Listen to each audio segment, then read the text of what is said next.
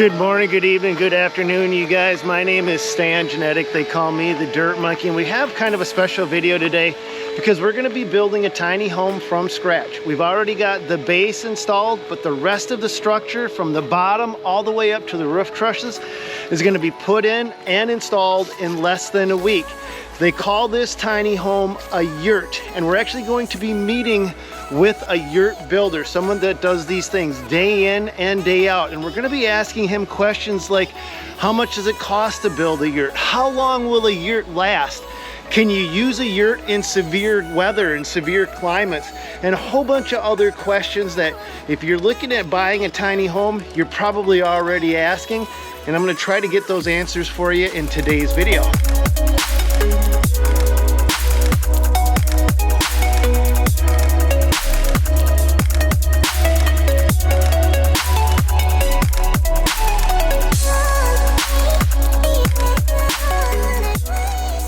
And it's totally a thing. Yeah, it'll be fine. I've like asked people that have yurts and they're like, definitely not. You cannot do that. There's no way if you put like pressure on one side, the whole thing will fall down. And No. Once you got your blocking and your studs. Hippie daughter wants to hang silks from the inside of a yurt. And guys, this is Zach from Texas Yurt Company.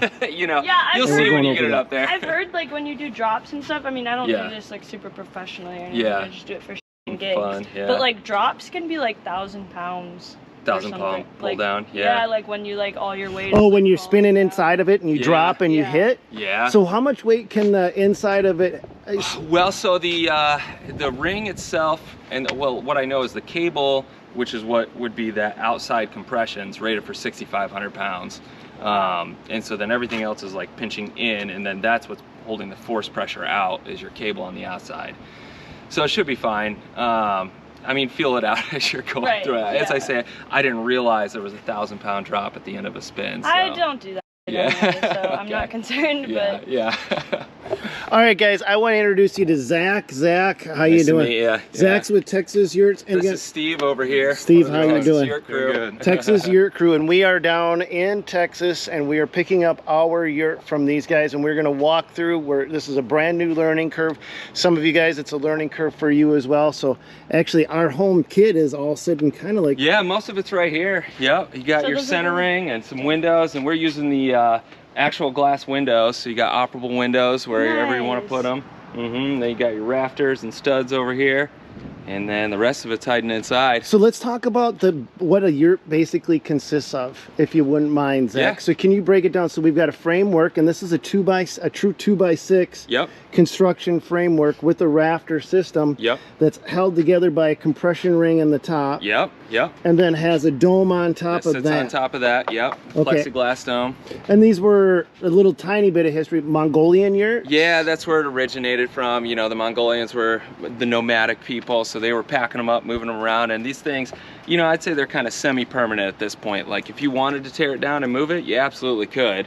And if you wanted it to stay in one place for the next 30 years, you absolutely could do that too. It's all just how you tie it in and what you want to finish it out with. So a 24-foot, we're getting a 24-foot yurt. She's going to live in it year-round, and you said it takes 2 to 3 days to set that up for a couple guys that may be familiar with them. And a week for somebody that's just... Yeah, I'd never really touched any of this stuff before, and it comes with a full instructional manual, and you know, we're here for technical support in case you get stuck anywhere and figure it all out, but they go pretty quick. I like to call it advanced IKEA is what I tell everybody. Okay. All right, so we're back for day 2 of building the yurt. Today we are going to be putting the roof on this. Each of these boards are specially notched. This part right here is specially notched for the cable, and this part is specially notched to go into this thing, which will sit dead center of the sky. And then has this glass or plexiglass dome, because that ain't glass. That sits over the top of this, and each one of those go into these slots right here. Then that's gonna fan out around the top, latching onto that cable,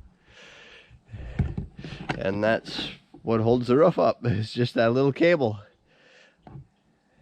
Yeah, I wouldn't believe it either. And if you watch any videos on yurts being built, some people even are amazed by it's just that cable as well. So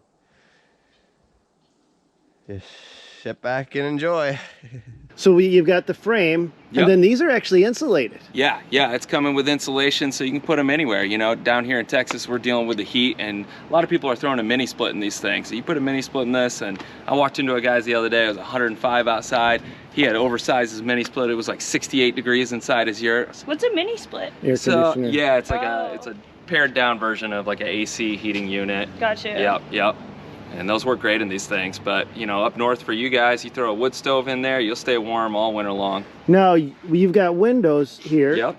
And those aren't locked into any one position, so you can angle these anywhere you Yep, want. anywhere throughout the yurt. So wherever your yurt specifically, where you want that view at, you're able to place them just in between two rafters, and that's your only limitation. But that'll give you a lot of flexibility anywhere you want to span them. Okay, So cool. let's go inside and check out the Yeah. rest of the system. Yeah, 'Cause you there's- got your walls in there and some other stuff. That's the top part? Yeah, that's your dome. So then it's a plexiglass dome on top, and then we've got another ring on the outside, and that'll just, after you've wrapped everything, this is the last step, you'll put that on top of your center ring, and then it caulks down, and then you screw up and it sucks it all down, and that'll give you your skylight right there. All right, as you can see, yeah, we've got the walls up, the door frames in, got the cable strung around the top. Up. And it only took a day to get to this point. It would have been quicker if we actually knew what we were doing for the first hour or so. If we did every day, yeah, we'd probably zip this thing out already today, but we're just average people, so.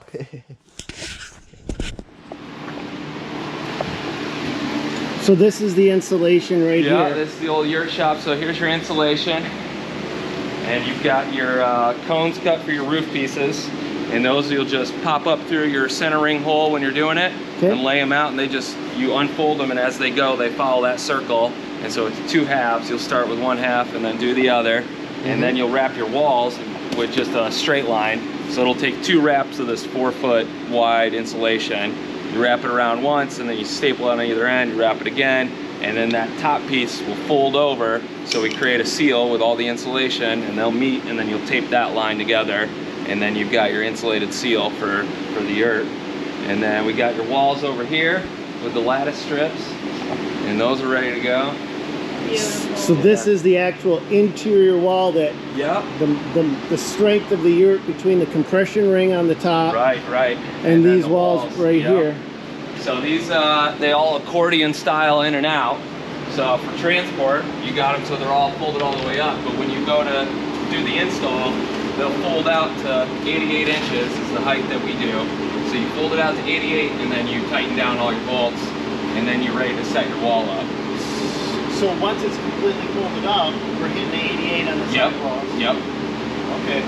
And then how tall is it go in the center? Like when it's Yep. So the for center? the center ring on a 24 is 12.5 feet up high. So you're going to be working from 88 up to 12.5. Up to 12 and a half foot tall. Yep. Okay. What about doors? How do those? Yeah, we got your door cut out there. So that's actually the very first thing you're going to start with when you start the build. Is Okay. you set your door wherever you want, and then you put a couple braces in to hold that into place, and then you'll start by unfolding a wall, and it's got a connection panel on the side of the door that wall will just screw into, and then you do all your walls till you wrap back around and then screw into the other side, and then that's what holds that whole initial base together. Out of the entire build, I was told that getting that center cone up is the most difficult part. The soil and the dust are trailing behind my boots. Blown by the wind, showed me a piece of my past. The soil and the dust is where we go. 6 feet under, whatever your uniform says. The smell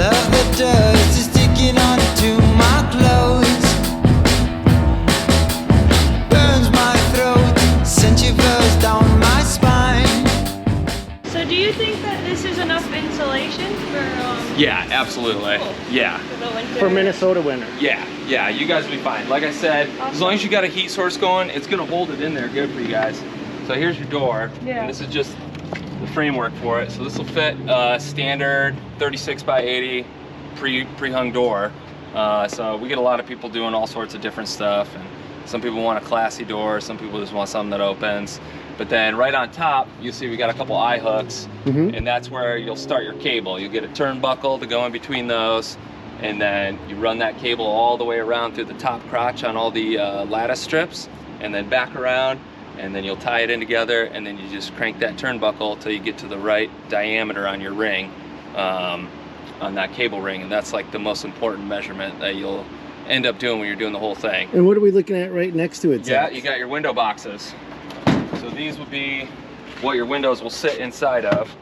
So you'll start by placing this initial frame under 2 windows or under 2 rafters, and then once you got that in, you'll go through and you'll cut out the lattice strip that sits over it, so you've got a full clear view. Then you put the box in there, screw that in, and then after you're done covering, you'll put your window in here, and that'll screw into this, and then you'll caulk around it for a seal. So you can have as many windows and doors as you like? Yeah, up in to a this- certain point. The circle will only allow for so many before you start breaking it up too much. But you can put quite a few in each one. The bigger size you go, the more windows you can get, obviously. No, this also, to me, says that I've got to cut that canvas. Yep. Is that right? Yep. And so what's the process for that like? Yeah, so as you're doing your wrap, and you're going through and you start with that liner, and then you go through to the insulation to your exterior canvas. Each step of the wrap, you're gonna cut that window box square out.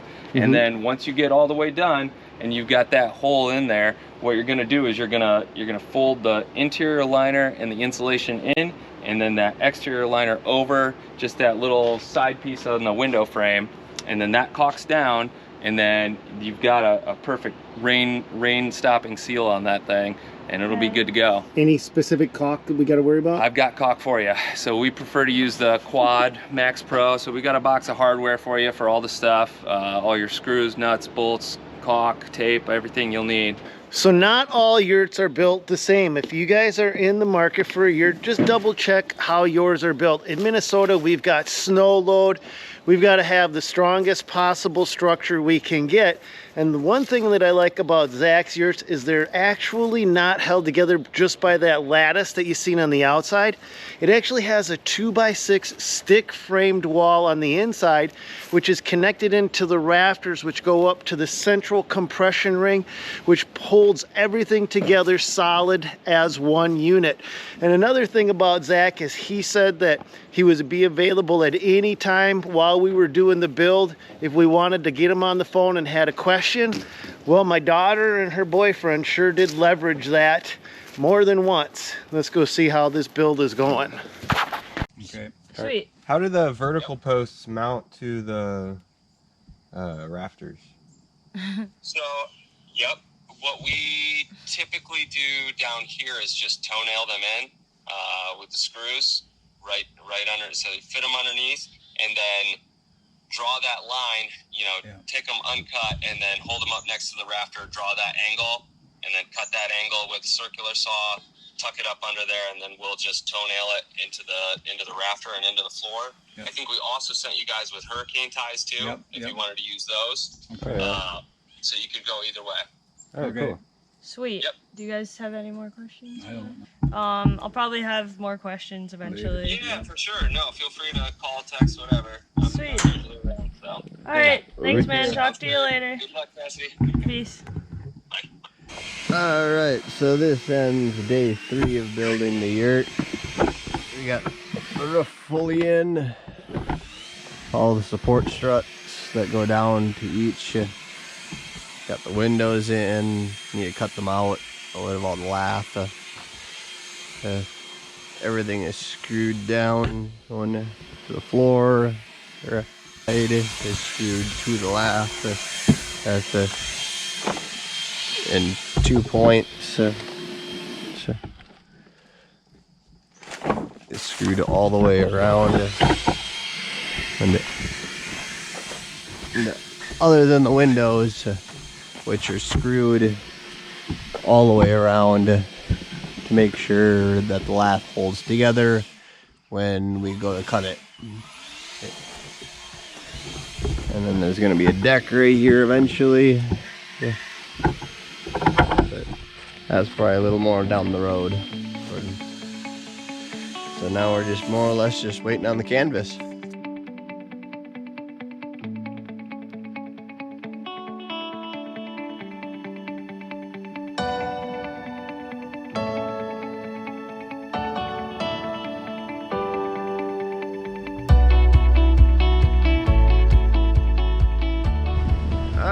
So we're all wrapped up with day 4. Or today we had cut out the window slits, put in the window frame that comes with them, and then we put on these hurricane brackets so that way all this.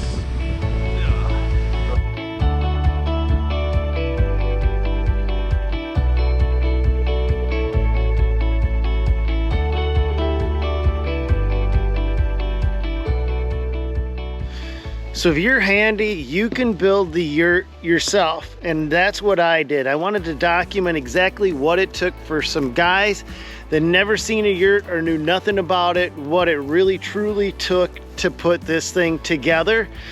But if you don't want to build it yourself, you don't have to. Zach with Texas Yurt Company will actually come out to your site and build the yurt for you.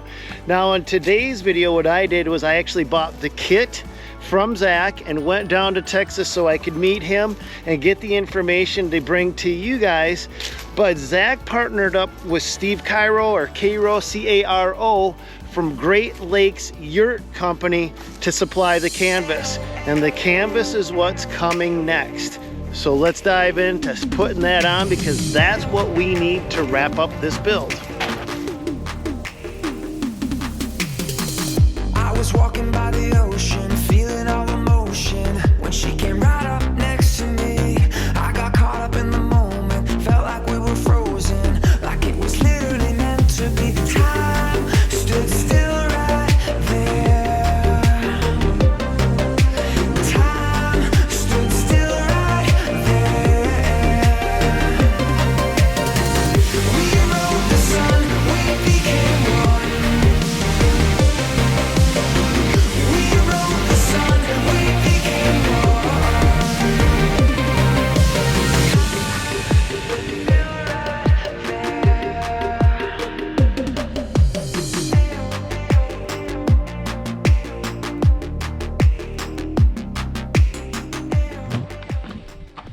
Remember, there's a doorway there, Zach. I know, that's why.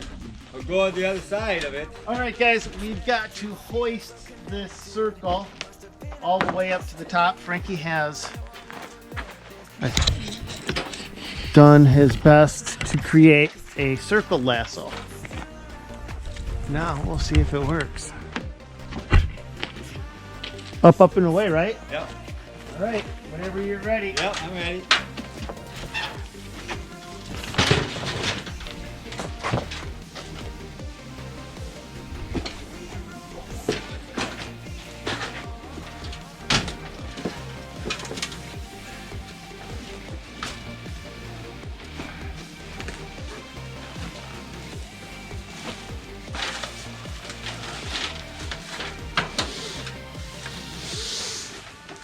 You wait, I'm gonna get down the ladder a little bit. I can pull straight there.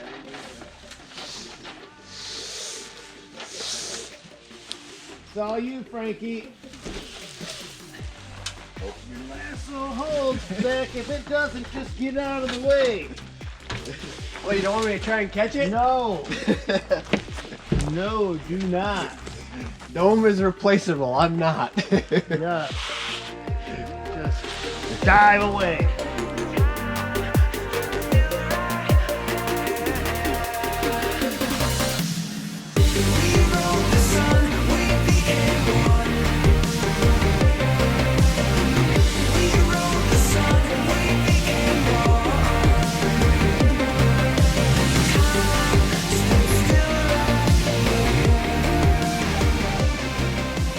So from the outside, just looking at that yurt is a little bit misconceiving because it looks teeny tiny, but the inside of that yurt is about the same size as a 2-car garage. So if you have access to step into a 2-car garage, that'll give you the same idea of how much space you'll have in a yurt, except the problem is a 2-car garage has a really low ceiling and the yurt has a really tall ceiling.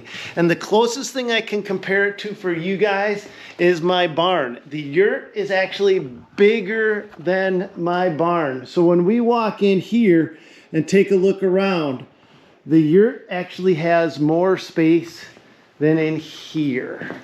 It's kind of crazy. And I would take you to the yurt, but I'm nowhere near it right now.